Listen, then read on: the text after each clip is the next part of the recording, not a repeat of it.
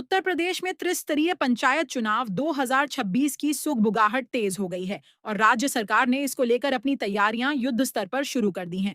हालांकि इन तैयारियों के बीच एक बड़ी प्रशासनिक और तकनीकी उलझन सामने आई है, जिसने न केवल शासन बल्कि वर्तमान ग्राम प्रधानों, बीडीसी सदस्यों और जिला पंचायत सदस्यों की चिंता बढ़ा दी है। पंचायती राज विभाग ने चुनावी प्रक्रिया का औपचारिक शंखनाद करते हुए प्रदेश के सभी जिलाधिकारियों से मौजूदा प्रतिनिधियों के कार्यकाल समाप्ति का पूरा ब्यौरा तलब किया है, लेकिन शपथ ग्रहण की अलग अलग तारीखों ने चुनाव की एक समान समय सारिणी तय करने में पेंच फंसा दिया है।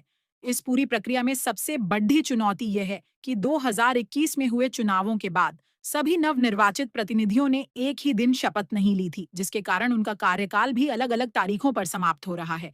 नियमों के अनुसार किसी भी पंचायत का कार्यकाल उसकी पहली बैठक या शपथ ग्रहण की तारीख से 5 वर्ष का होता है।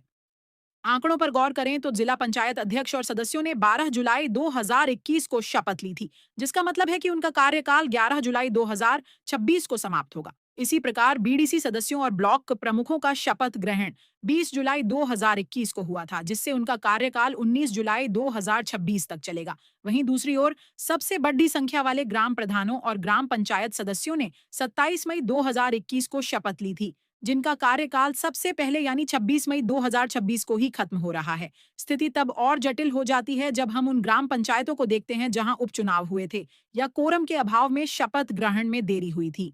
प्रदेश की ऐसी कई ग्राम पंचायतें हैं जहां शपथ ग्रहण 20 जून 2021 को संपन्न कराया गया था और इनका कार्यकाल 19 जून 2026 को पूरा होगा। पंचायती राज विभाग के आंकड़े बताते हैं कि करीब 448 ग्राम पंचायतें ऐसी हैं जहां कार्यकाल समाप्ति की तारीखें सामान्य तारीखों से भिन्न हैं। चूंकि चुनाव आयोग आमतौर पर पूरे प्रदेश में एक साथ चुनाव संपन्न कराने की मंशा रखता है, लेकिन कार्यकाल की यह असमानता एक साथ चुनाव कराने की राह में रौंदा बन रही है। यदि मई में कार्यकाल खत्म होने वाली पंचायतों के साथ ही जुलाई में कार्यकाल खत्म होने वाली जिला पंचायतों का चुनाव कराया गया, तो तकनीकी समस्याएं आ सकती हैं।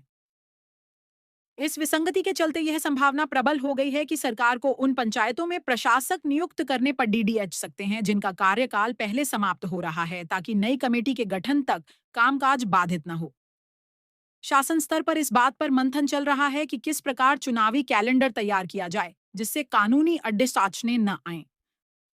पंचायती राज निदेशक द्वारा जिलाधिकारियों से मांगी गई रिपोर्ट इसी कवायद का हिस्सा है, ताकि हर जिले की वास्तविक स्थिति का आकलन कर समय रहते अधिसूचना जारी की जा सके। प्रशासनिक तैयारियों के समानांतर राजनीतिक स्तर पर भी सरकार पूरी तरह सक्रिय नजर आ रही है। सरकार यह सुनिश्चित करना चाहती है कि मतदाता सूची पुनरीक्षण का कार्य त्रुटिरहित और समयबद्ध तरीके से पूरा हो। हाल ही में मुख्यमंत्री योगी आदित्यनाथ ने मुरादाबाद मंडल की समीक्षा बैठक के दौरान अधिकारियों को कड़े निर्देश दिए हैं कि एसआईआर, स्पेशल इंटेंसिव रिवीजन और पंचायत मतदाता सूची अपडेट करने का कार्य निर्धारित समय सीमा के भीतर पूर्ण किया जाए। सरकार की मंशा साफ है कि चुनावी प्रक्रिया में किसी भी तरह की लेट लतीफी न हो। इसी क्रम में उप मुख्यमंत्री ब्रजेश पाठक ने मैनपुरी में पार्टी कार्यकर्ताओं के साथ बैठक करते हुए उन्हें प्रशासन के साथ मिलकर एसआईआर और मतदाता सूची तैयार करने में सहयोग करने को कहा है, जो यह दर्शाता है कि संगठन और सरकार दोनों ही चुनावी मोड में आ चुके हैं। आगामी प्रक्रिया की बात करें तो जैसे ही एसआईआर का काम पूरा होगा, मतदाता सूची का अंतिम प्रकाशन कर दिया जाएगा। जानकारों का मानना है कि मतदाता सूची फाइनल होते ही चुनावी बिगुल बज जाएगा। वर्तमान परिस्थितियों और प्रशासनिक गतिविधियों को देखते हुए यह अनुमान लगाया जा रहा है कि फरवरी के अंत तक कभी भी पंचायत चुनाव की तारीखों का औपचारिक ऐलान हो सकता है।